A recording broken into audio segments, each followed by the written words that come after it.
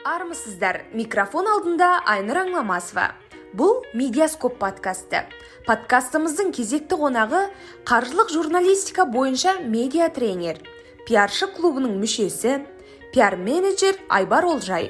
Подкастқа қош келдіңіз және сұхбатты бірден сұрақтан бастасақ, құрметті тыңдармандар, ескерте кететін бір жайт, Айбар ағайдың шетелде болуына байланысты сұхбатты онлайн алған болатынбыз.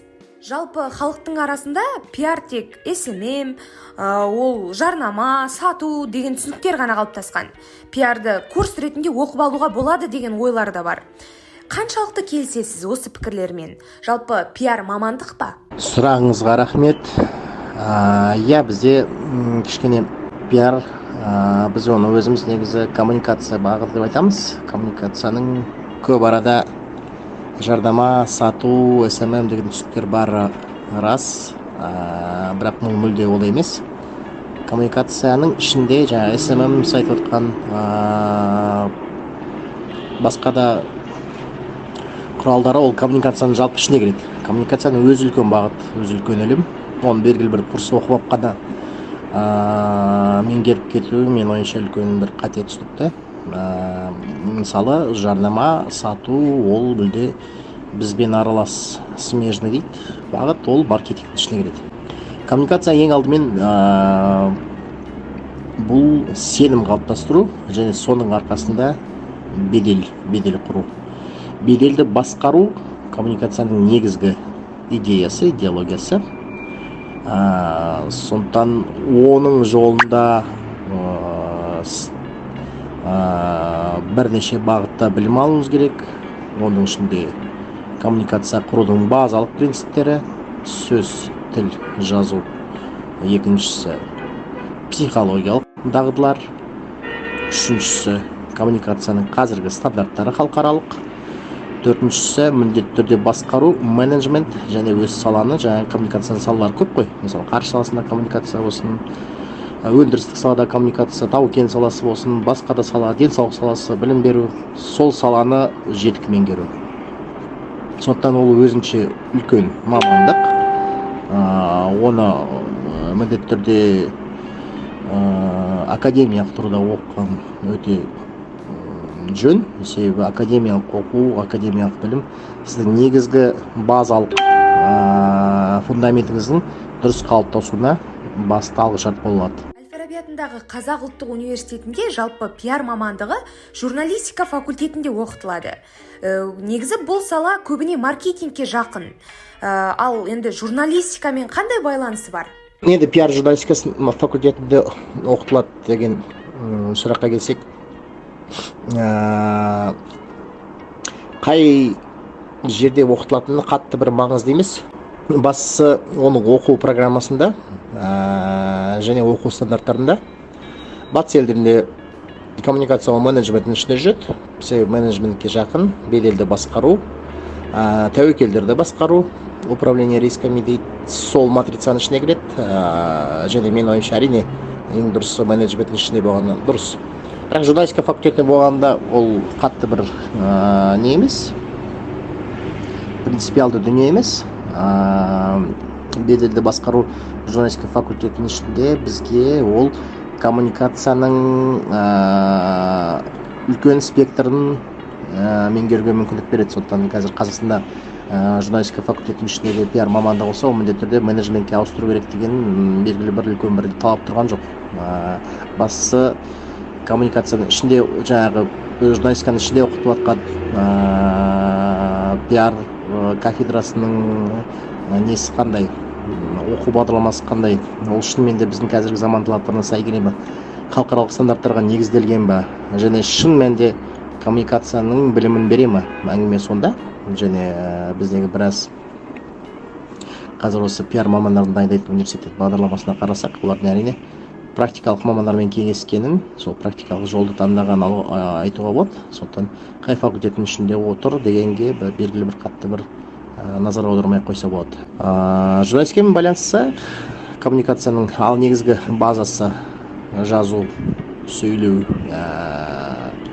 ақпаратпен жұмыс істеу, осының барлығы пиарға, коммуникацияға үлкен бір қатысы бар және қажет дүние. Ал енді Қазақстанның пиар саласындағы даму деңгейіне тоқталып өтсеңіз. Отандық коммуникация саласы өз аймағының көшбасшысы деп айтуға болады. Біз іргелі жиындар өткіземіз. Барлық саланың мамандарын осы саладағы барлық мамандардың басын қосамыз. Жылда бір емес бірнеше үлкен шаралар болады. Сонымен қатар ылғи жаңағы халықаралық компаниялармен бізге бірге жұмыс істейміз. Солардың тәжірибесін үйренеміз. Біздегі пиар мамандардың көбісі шетелде оқыған азаматтар, сондықтан орталық Азия аймағы бойынша Қазақстан осы коммуникация саласының ең бір дамыған мемлекет деп айтуға болады, нөмір 1. Онымен қатар бүкіл ТМО саласында да біз алдыңғы қатардамыз. Шығыс Еуропамен де жақсы жұмыс істейміз. Батыс Еуропа батыс стандарттары бізде бар. Сондықтан біз бір халықаралық деңгейде алдыңғы қатарда келе жатқан мемлекет деп айтуға болады. Себебі біздің коммуникация мамандары өз нарығында ғана қайнап жатқан жоқ.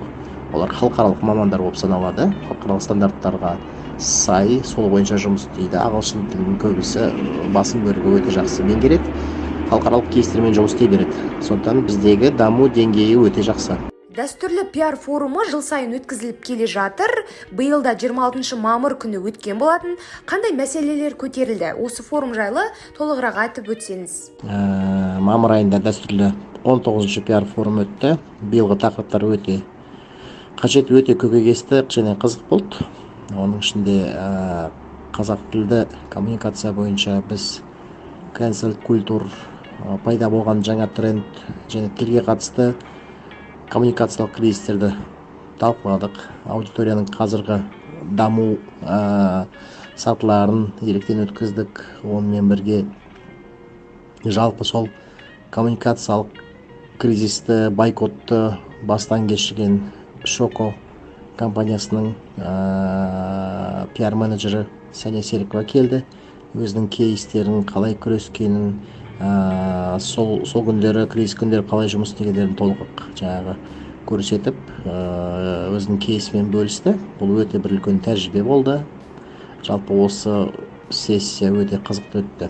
Сондықтан бұл cancel культур бірінші рет талқыланған алғашқы пиар форум болды. Себебі cancel культур қазақ тіліне қатысты өте көбейіп баратыр. Бұл құбылыс онымен B2C секторындағы біраз компаниялар бетпе-бет келді. Қалған компанияларға бұл үлкен сабақ болды да, қазір олар өздерінің бедел бойынша жұмыстарын, жаңағы қазақ тілінің үлес салмағын арттыру, коммуникация, осындай жұмыстардың барлығын олар дереу қолға алды. Мені қызықтыратын мынадай сауал, пиар саласындағы қандай мамандарға қазіргі таңда нарықта сұраныс өте жоғары? Жалпы тәжірибелі мамандарға сұраныс әрине өте көп. Сонымен бірге коммуникация саласында тілдерді жетік меңгерген, жаза алатын, стандарттарды білетін, қаржымен жұмыс істей алатын, стратегия жаза алатын, бюджеттер жасай алатын, сонымен бірге коммуникациялық құралдарды жақсы білетін, яғни оның ішінде бұқаралық ақпарат құралдарымен жұмыс, оны біз media relation дейміз, SMM, блогинг, то есть блогерлермен де жақсы жұмыс істей алатын, сонымен бірге шаралар, ивенттер, олардың ұйымдастыру жұмыстарын жетік меңгерген мамандарға сұраныс өте жоғары. Әр компанияның әрине өзінің пиар маманына деген талабы болады. Бір компанияда мысалы белгілі бір дағды керек. Келесі компанияға ол дағды емес, басқа дағды кішкене керек өзінің жұмыс ерекшелігіне қатысты. Сондықтан кейде JR болсын, пиардың ішіндегі мысалы мемлекеттік органдармен жұмыс, әріптестермен жұмыс. Қазір қатты күшейіп жатқан ішкі коммуникация бар. Үлкен компаниялар, ішінде жұмысшылар өте көп. Мысалы, 1000-нан асатын компанияларға ішкі коммуникация өте қажет. Ол да пиар мамандарының ішінен тартылады. Сондықтан қазіргі әр компанияның өзінің белгілі бір сипаттамасына сәйкес, соның дағдыларына сәйкес келетін пиар мамандарына деген сұраныс өте жоғары. Сонымен бірге кризистік коммуникациялар мамандары бар. Оларға әрдайым сұраныс өте жоғары келеді. Кризис кезінде қалай жұмыс істеу керек, соны білетін пиар мамандары әрине нарықта қазір бізде өте жоғары бәсекеге ие болып тұр. Қазіргі таңда сіз қаржылық журналистика саласында жүрсіз. Шамамен халқымыздың қанша пайызына қаржылық сауаттылық жетіспейді деп ойлайсыз? Мен қаржылық журналистика болсын, коммуникация болсын, әрине осы өзім көптен бері қаржылық бағыттағы компанияларда жұмыс істеймін, қаржы секторында жұмыс істеймін. Сондықтан кез келген коммуникация маманына қоятын талап, сенің компания қай салада жұмыс істейді, сол салады жақсы білу керексің. Сондықтан әрине мен қаржы саласын жақсы білемін. Бізде енді қаржылық сауаттылық мәселесін жылдан жылға алға тартылады, қойылады. Бірақ қаржы нарығын реттеу және дамыту агенттігінің жылда есептейтін индексі бар, қаржы сауаттылық. Соған қарасақ, халықтың кішкене қаржылық сауаттылығы артып келе жатыр. Оған ақпараттық технологиялардың, әлеуметтік желілердің дамуы кішкене мен ойымша себеп деп ойлаймын. Себебі осыған қатысты барлық ақпарат интернетте бар. Кішкене оқып қарап іздеген адам сол бойынша ақпаратты ала алады. Сондықтан енді кішкене аздап қаржылық сауаттылық деңгейі бізде артып келе жатыр.